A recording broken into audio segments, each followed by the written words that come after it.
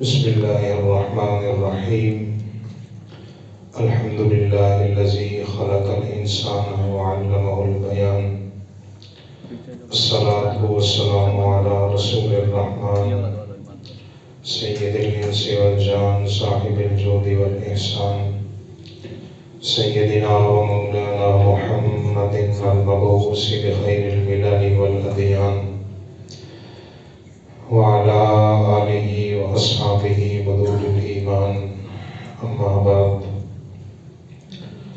أعوذ بالله من الشيطان الرجيم. بسم الله الرحمن الرحيم.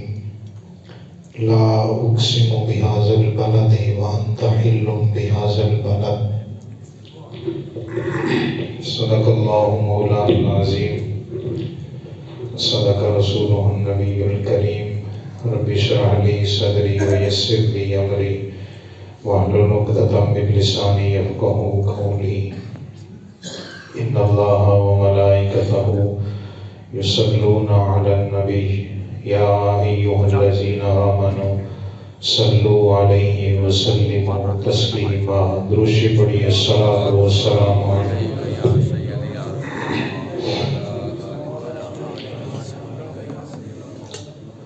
الصلاة والسلام عليك يا سيدي يا رسول الله وعلى آلك وأصحابك يا سيدي يا حبيب الله. روشی پڑھیں. الصلاة والسلام عليك يا سيدي يا نبي الله.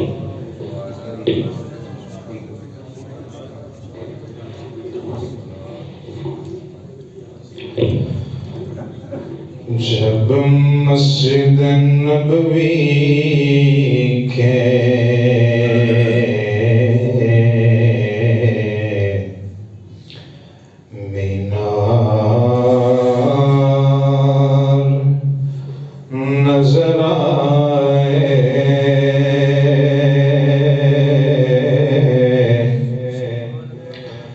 جب مسجد نبوی کے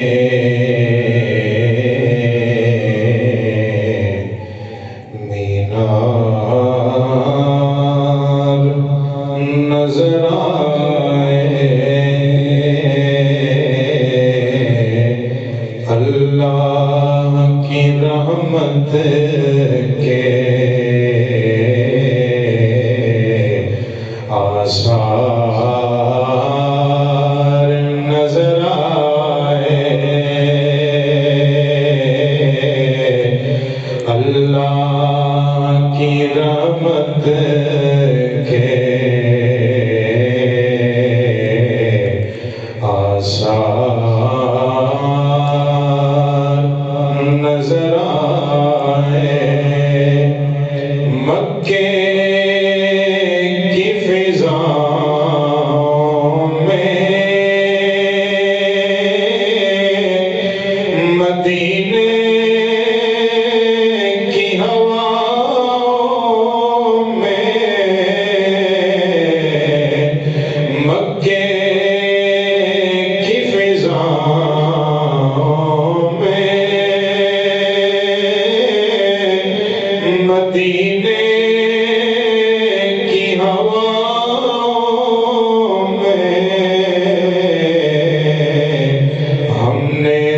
جدھر دیکھا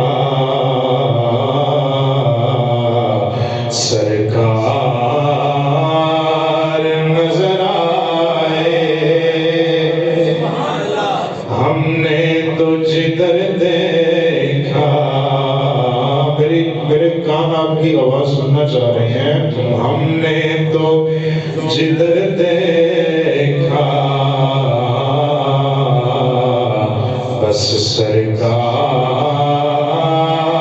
نظر آئے. چھوڑا ظہوری میں دل و جان مدینے میں، چھوڑا ظہوری میں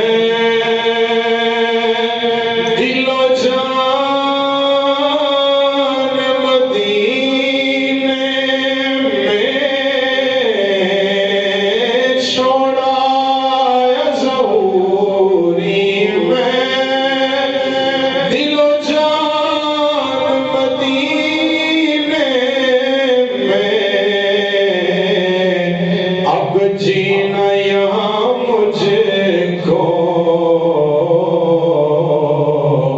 دشوار نظر آئے، اب جینا یہاں مجھ کو دشوار نظر آئے، جب مسجد نبوی کے مینار نظر آئے،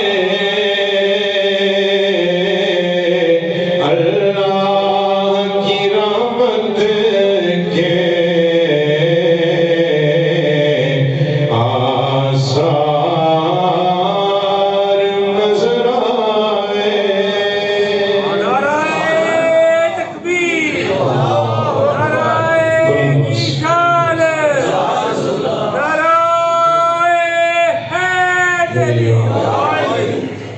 اللہ تعالیٰ کی حمد و ثنا اس کے پیارے محبوب نبی اکرم نور مجسم شفیع معظم تاجدار کائنات امام الانبیاء نبی الانبیاء حبیب کبریا احمد مجتبی جناب محمد مصطفیٰ صلی اللہ علیہ وآلہ وسلم کی بارگاہ اقدس و انور میں ہدیہ درود السلام کا نذرانہ عرض کرنے کے بعد اللہ کریم کا لاکھ لاکھ شکر ہے کہ جس نے زندگی کی ان ساعتوں میں، زندگی کی اس باغ دوڑ میں ایک بار پھر حرمین شریفین کی حاضری کی توفیق عطا فرمائی۔ اللہ کریم اس حاضری کو اپنی بارگاہ عالیہ میں درجہ قبولیت نصیب فرمائے، اور وہاں پہ اوپر کی گئی دعائیں، التجائیں، تمنائیں میرا مالک اپنی بارگاہ میں درجہ قبولیت نصیب فرمائے۔ ان مقدس، مطہر، منور، معزز، مکرم مقامات کی زیارت یہ ہر کلمہ گو مسلمان کی دلی نہ صرف خواہش ہوتی ہے بلکہ تڑپ بھی ہوتی ہے، اور یہ ایسی تڑپ ہے کہ جو دیکھ آئے ہیں وہ بار بار دیکھنے کے لیے تڑپتے ہیں، اور جنہوں نے نہیں دیکھا وہ یہ التجائیں کرتے ہیں مالک کرم کر زندگی میں جیتے جی ان آنکھوں کو اپنا گھر اور اپنے محبوب کا در دکھا دے۔ اور یہ بھی بات ایک حقیقت ہے، چاہے وہ مکہ کی فضائیں ہوں یا مدینے کی ہوائیں ہوں، ان مقدس جگہوں کو نسبت سرکار مدینہ سے ہے،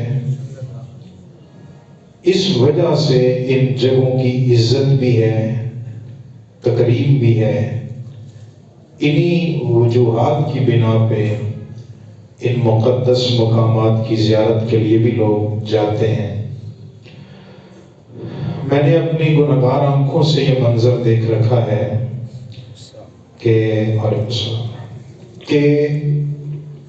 بڑے ضعیف العمر لوگ جو خود اپنے پاؤں پہ چل بھی نہیں سکتے، میں نے جب غار سور کے لیے ہم پہنچے ہیں تو یقین کریں کچھ چیزیں ایسی ہوتی ہیں جو دیکھی تو پہلے بھی ہوتی ہیں، لیکن کچھ باتیں اور کچھ نقوش ذہن میں ایسے نقش ہو جاتے ہیں کہ وہ ساری زندگی نقش ہی رہتے ہیں۔ قرآن سامنے ہے اور ابھی تازہ تازہ حاضری ہے، جمعۃ المبارک کا وقت، ضعیف العمر بابا جی تھے اور وہ غار سور پہ چڑھنے کی کوشش کر رہے تھے۔ میں نے ان سے کہا، غالباً فیصل آباد سے تھے، میں نے کہا بابا جی سفر بڑا لمبا ہے اور 2.5 گھنٹے تقریباً کوئی ہم جیسا بندہ جائے تو لگیں گے، تو آپ تو ضعیف بھی ہیں، تو کیسے جائیں گے؟ وہ بابا جی نے روتے ہوئے جو جواب دیا وہ آپ کو بتا رہا ہوں۔ کہنے لگے کہ جب حضرت صدیق اکبر حضور کو اپنے کندھوں پہ لے کے غار ثور پہ چڑھ رہے تھے تو ان کے ذہن میں یہ خیال نہیں آیا کہ سفر بڑا لمبا ہے، ہم تو صرف یہ دیکھنے جا رہے ہیں کہ ہم نے سن رکھا ہے کہ غار ثور تے چڑھے سا 80ویں ایک دن بڑیاں اوکھیاں منزلہ پاریاں نے، غار ثور تے چڑھ کے جائیے تے پھر پتہ لگتا ہے کیویں یار نبھاندے یاریاں نے۔ غار ثور تے چڑھ کے جائیے تے پتہ لگتا ہے کیویں یار نبھاندے یاریاں نے۔ وہ غار ثور ہو، وہ غار حرا ہو، وہ جبل رحمت ہو، وہ مدینے کے بازار ہوں یا طائف کے بازار ہوں، یقین کریں ان ساری جگہوں کو نسبت ہے سرکار مدینہ کے ساتھ، تو اس نسبت کی وجہ سے ان جگہوں کو چوما جا رہا ہے۔ اور یہ قرآن بھی کہہ رہا ہے لا اقسم بہذا البلد وانت حل بہذا البلد۔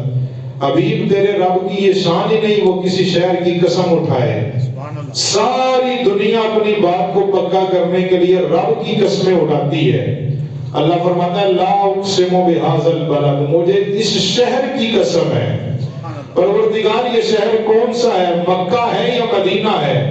علماء نے کہا کہ اللہ نے مکے کی قسم اٹھائی، کسی نے کہا مدینے کی قسم اٹھائی، لیکن مفسرین فرماتے ہیں انت حل بہذا البلد کی جو آیت ہے یہ بتا رہی ہے اللہ نے نہ صرف مکے کی قسم اٹھائی ہے نہ مدینے کی قسم اٹھائی ہے، نسبت ہے سرکار مدینہ کے ساتھ، گھر کی نسبت ہوتی ہے گھر والے کے ساتھ، گھر کی عزت ہوتی ہے گھر والے کی وجہ سے۔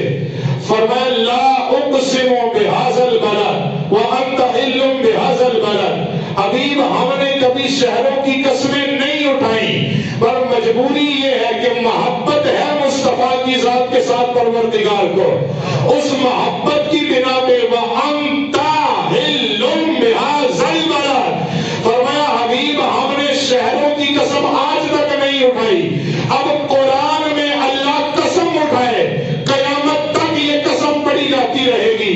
مالک بتا تو صحیح قسم مکے کی ہے یا مدینے کی؟ فرمایا نہ مکے کی ہے نہ مدینے کی ہے، وَأَنْتَ حِلٌّ بِهَذَا الْبَلَدِ۔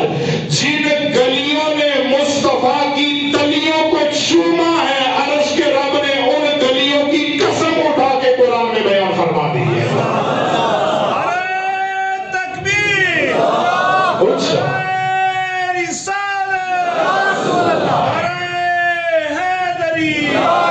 شان عظمت مصطفیٰ، شان عظمت مصطفیٰ۔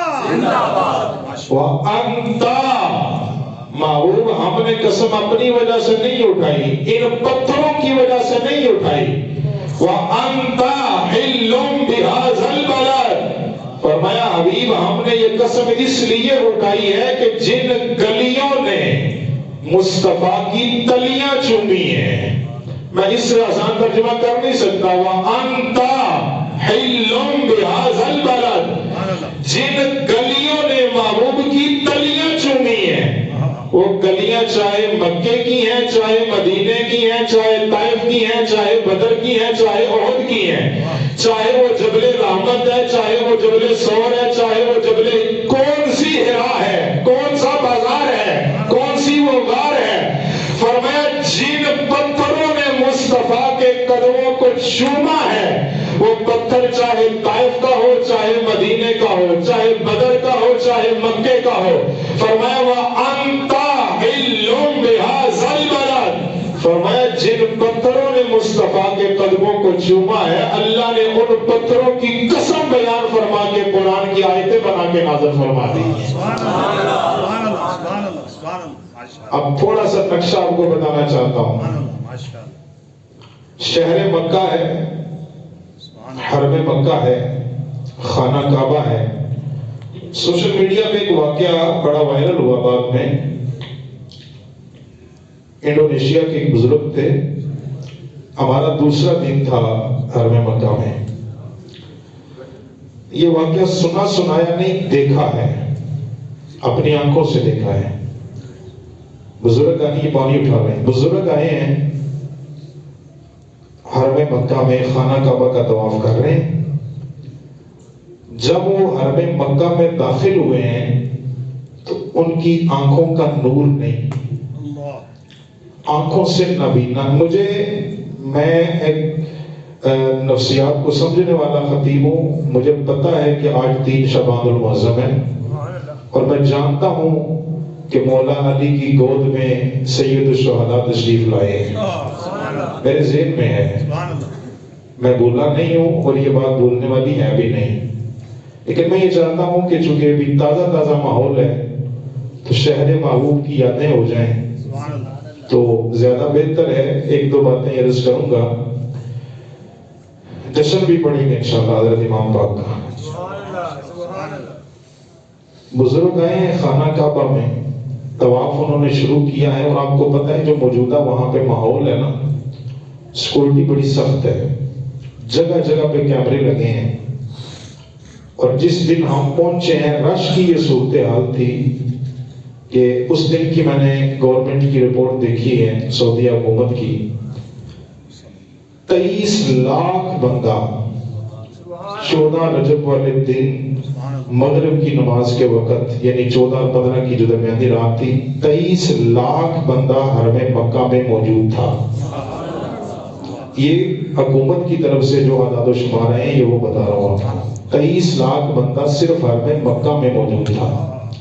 اور جو گزشتہ جمعہ المبارک گزرا ہے مدینہ شریف میں، جب میں نے دعا میں کہا تھا کہ جنت البقیع کی دیوار کے ساتھ بیٹھا ہوں، اس جمعہ کی رپورٹ میں نے مسجد نبوی شریف کی دیکھی ہے تو تقریباً 20.5 لاکھ بندہ مسجد نبوی میں گزشتہ جمعہ المبارک ادا کر کے گیا ہے۔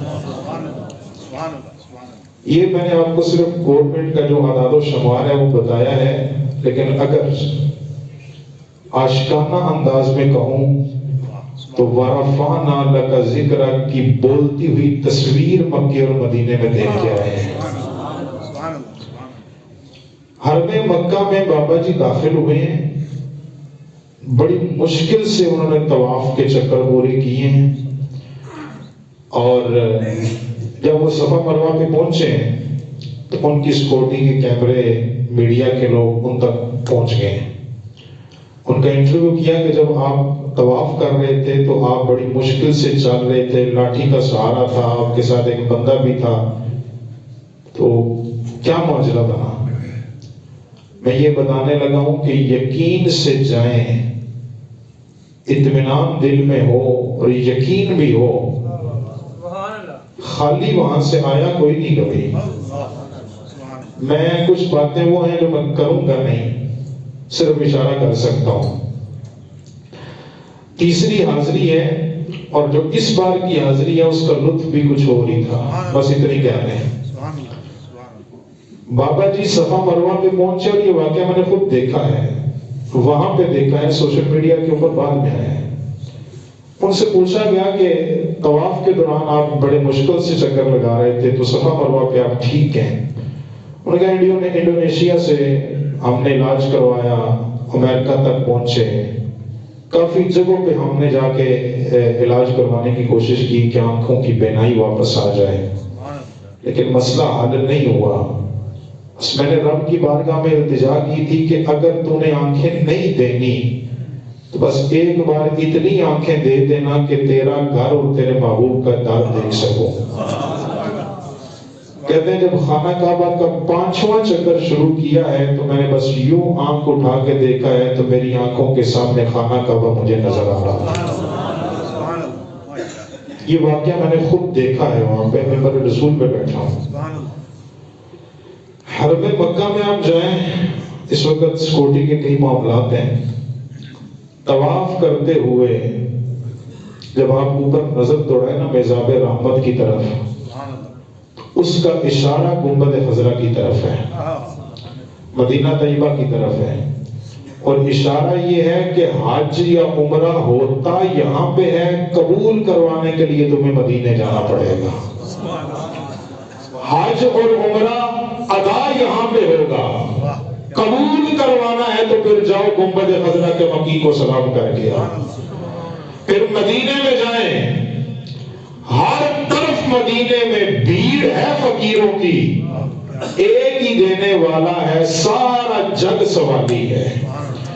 من زار قبری وجبت لہو شفاعتی، یہ حدیث پاک آج بھی سنہری جالیوں پہ لکھی ہوئی ہے.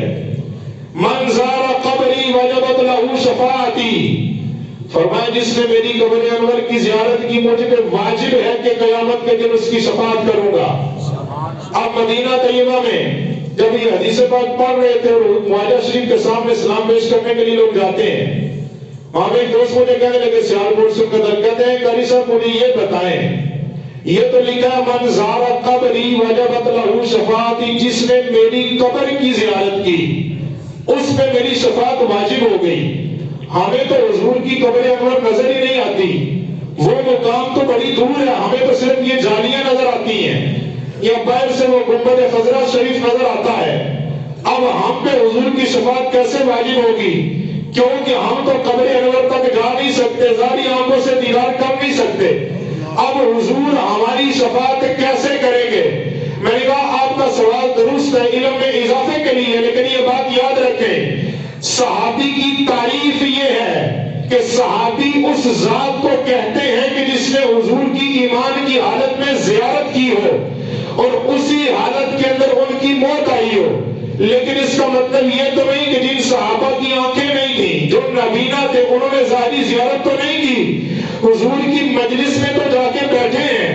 اب کیا وہ حضور کے صحابی نہیں؟ حضرت عبداللہ بن مکتوم حضور کے نابینا صحابی ہیں، ظاہری آنکھوں سے حضور کا دیدار نہیں بھی کیا، لیکن حضور کی مجلس میں جا کے بیٹھے ہیں، حضور کی مجلس صبح شام جا کے بیٹھتے رہے، وہ بھی صحابی ہیں. کیوں؟ انہوں نے مجلس مصطفیٰ کو پا لیا ہے. من زار قبری وجبت لہو شفاعتی کا مطلب یہ ہے اگر کوئی حالات کی مجبوری کی بنا پہ قبر انور کی زیارت نہ بھی کر سکے، جس نے کھڑے ہو کے جالیوں کا دیدار کر لیا، جس نے باہر سے کھڑے ہو کے گنبد خضرا کو دیکھ لیا، دربار رسالت کی رحمتیں اتنی وسیع ہیں، جو دور سے گنبد خضرا کا دیدار کرے، مصطفیٰ قیامت کے دن اسے بھی اپنی رحمت کا سایہ عطا فرما دے.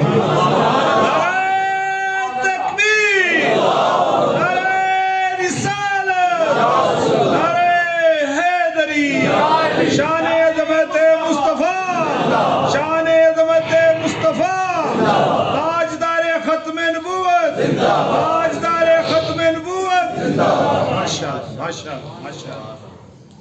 جب آپ سلام پیش کرنے کے لیے جاتے ہیں نا باب السلام سے اور اندر داخل ہوں، ویسے تو پورا ماحول ہی حضور کی نگاہ رحمت میں ہے. النبی اولا بالمؤمنین من انفسہم، میرا عقیدہ اور ایمان یہ ہے غلام چاہے مدینے میں ہو چاہے گجرات میں ہو، وہ مصطفیٰ کی نگاہ رحمت میں ہوتا ہے. لیکن جب مواجہ شریف کا مطلب کیا؟ مواجہ شریف یہ ایک لفظ ہے، مواجہ شریف، جہاں پہ یہ جالیاں ہیں نا وہاں اس طرف حضور کا چہرہ انور ہے. سبحان اللہ سبحان اللہ سبحان اللہ سبحان اللہ اللہ سبحان اللہ. کچھ کیفیات نہیں ہوتی بیان، جب وہاں پہ جالیوں کے سامنے کھڑے ہوتے ہیں نا تو بندہ غلام اپنے آقا کے روبرو ہوتا ہے، حضور کے سامنے ہوتا ہے، خاص نگاہ رحمت میں ہوتا ہے، خاص نگاہ رحمت میں. اس سے آگے کا لفظ میں کوئی نہیں بولوں گا، خاص نگاہ رحمت میں.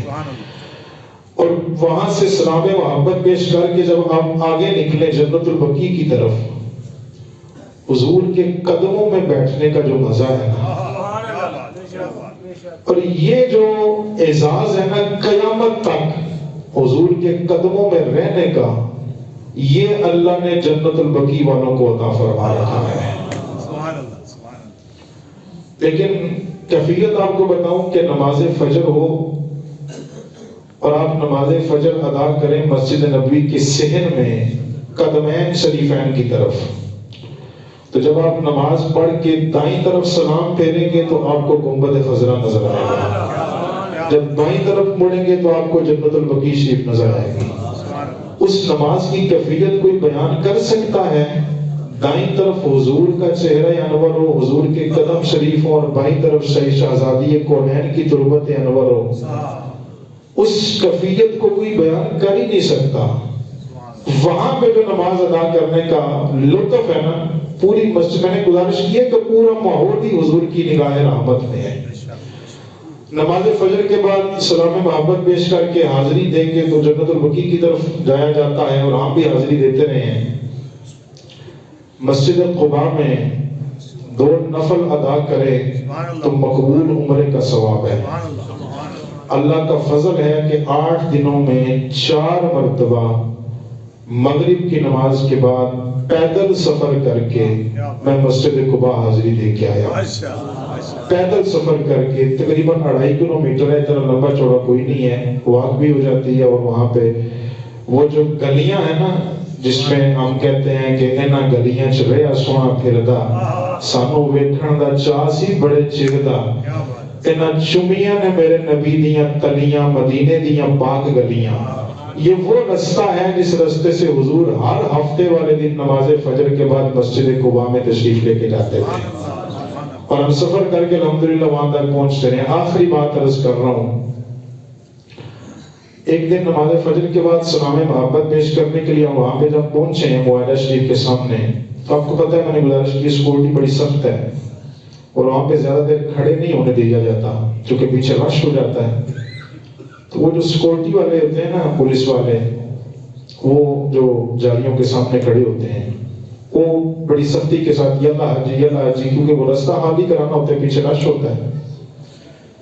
غالباً آخری دن تھا، سلام پیش کر کے ابھی ہم نے سلام پیش کرنا ہے، تو وہاں پہ جو سیکورٹی والے صاحب کھڑے تھے نا، ہے وہ عربی تھے، لیکن ایک لفظ انہوں نے بولا ہے اردو زبان میں، اور لفظ دل پہ جا کے لگا ہے، اور لفظ ان کا یہ تھا، بڑے دھیمے لہجے میں نا وہ اشارہ کر کے کہہ رہے تھے، میرے بھائی آپ آگے چلے جائیں، یہاں پہ ایک بار ہی سلام قبول ہو جائے تو کافی ہے۔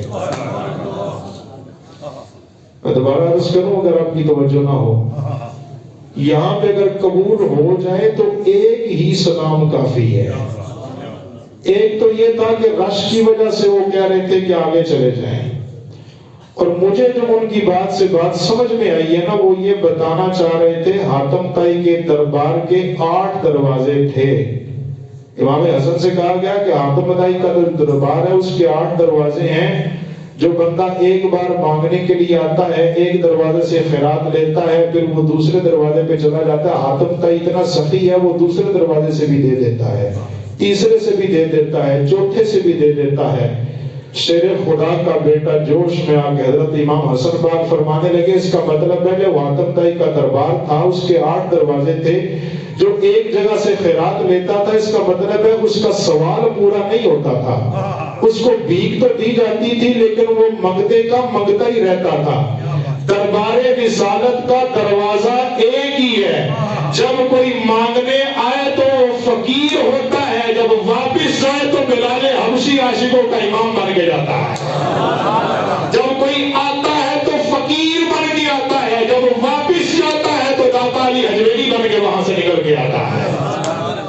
تو یہ دربار رسالت کا دروازہ ایک ہی ہے، ہر طرف مدینے میں بھیڑ ہے فقیروں کی، ایک دینے والا ہے، ایک دینے والا ہے، سارا جگ سوالی ہے۔ حدیث پاک میں آتا ہے جب حضور اپنی مجلس لگا کے صحابہ میں تشریف فرما ہوتے تھے تو ہر صحابی یہ سمجھتا تھا کہ حضور کی خاص توجہ صرف میری طرف ہے۔ حضور کے گفتگو کا انداز یہ ہوتا تھا۔ مدینہ شریف میں الحمدللہ یہ منظر دیکھا ہے کہ لاکھوں کی تعداد میں لوگ موجود ہیں، لیکن ہر بندہ یہی سمجھ رہا ہوتا ہے حضور صرف میری ہی فریاد کو سماعت فرما رہے ہیں، حضور صرف میری جوڑی بھر رہے ہیں، کوئی خالی نہیں آیا۔ جولی ہی میری تنگ تھی، میں کیا مانگتا ان سے، وہ تو کہتے رہے مانگ ذرا اور بھی کچھ مانگ، اور آخری بات یہ عرض کروں گا، جب مواجہ شریف کے سامنے حاضری کا موقع ملے نا، کسی شے کی طلب نہیں، کچھ مانگنے کی ضرورت نہیں، صرف حضور کو سلام پیش کریں۔ سبحان اللہ، سبحان اللہ۔ یہ مت کہیں مجھے یہ بھی چاہیے یہ بھی چاہیے، کیوں؟ النبی اولیٰ بالمؤمنین من انفسہم کی تفسیر پڑھ کے دیکھیں نا، مدینے میں جا کے بتانے کی ضرورت ہی نہیں مجھے یہ چاہیے مجھے وہ چاہیے، کیوں کہوں یہ عطا وہ عطا چاہیے، ان کو معلوم ہے مجھ کو کیا چاہیے۔ جب گھر سے غلام نکلتا ہے حضور جانتے ہیں کون آ رہا ہے، کہاں سے آ رہا ہے، کیا مانگنے آ رہا ہے۔ ابھی غلام گھر سے نکلتا ہے تو حضور اپنی رحمت کے دروازے اس کے لیے کھول دیتے ہیں۔ جب مواجہ شریف کے سامنے جانے کا موقع ملے تو صرف حضور کی بارگاہ میں سلام محبت پیش کریں، اور جب سلام پیش کریں گے تو یہ وہ سلام ہے کہ سلام گجرات میں بیٹھ کے پڑھیں تو جواب پھر بھی آتا ہے، لیکن جب روبرو ہو کے کہا جائے گا الصلاۃ والسلام علیک یا رسول اللہ، زندگی بدل جائے گی، معاملات حل ہو جائیں گے، جب گنبد خضرا کے مکی سلام کا جواب عطا فرما دیں گے۔ یہ محبوب کے اس شہر کی پاکیزہ یادیں ہیں جو زندگی بھر ساتھ رہیں گی، اور ان کو بیان تو کیا جاتا رہے گا، لیکن جو کہ تازہ تازہ ماحول تھا، میں آپ سب کا شکریہ بھی ادا کرتا ہوں۔ کافی دوست رابطے میں رہے، صبح شام آنے جانے کا سلسلہ بھی دوست پوچھتے رہے، اور وہاں پہ بھی کافی دوست اہل محبت تشریف لاتے رہے، اور حاضریوں کے لیے زیارات کے لیے کوئی گاڑیاں لے کے آ رہا ہے، کوئی کھانا لے کے، کوئی کئی معاملات، ان سب کے لیے بھی سوشل میڈیا کے ذریعے دعا گو ہوں کہ اللہ تعالیٰ ان کی اس کوشش کو اپنی بارگاہ میں شرف قبولیت عطا فرمائے، اور میری اس حاضری کو میرا مالک اپنی بارگاہ میں قبول فرمائے، اور اس حاضری کا جو ذریعہ بنے ہیں ان کے لیے بھی دعا ہے۔ ڈاکٹر صاحب کا بیٹا اسلام ناصف، اللہ تعالیٰ ان کو مزید اجر عظیم عطا فرمائے، اور وہاں پہ جو جو آپ دوستوں نے دعائیں کہی تھیں، میں پورے اطمینان کے ساتھ یہ کہہ سکتا ہوں کہ تقریباً ہر بندے کا نام لے کے میں دعا کرنے میں کامیاب ہوا ہوں، اور وقتاً فوقتاً سلام بھی آپ دوستوں کی طرف سے وہاں بھی پیش کیا جاتا رہا۔ اللہ کریم کی بارگاہ میں دعا ہے خالق کائنات میری اس حاضری کو قبول فرمائے، وہاں پہ مانگی ہوئی دعاؤں کو میرا مالک درجہ قبولیت عطا فرمائے، اور جو دوست جو احباب نہیں جا سکے میرا مالک فضل فرمائے، ان کو بھی اپنے گھر کی، اپنے محبوب کے گھر کی حاضری کی توفیق عطا فرمائے، ان کے مقدر میں فرمائے، اور جو دیکھ آئے ہیں پروردگار عالم بار بار انہیں پیارا مدینہ دیکھنا نصیب فرمائے۔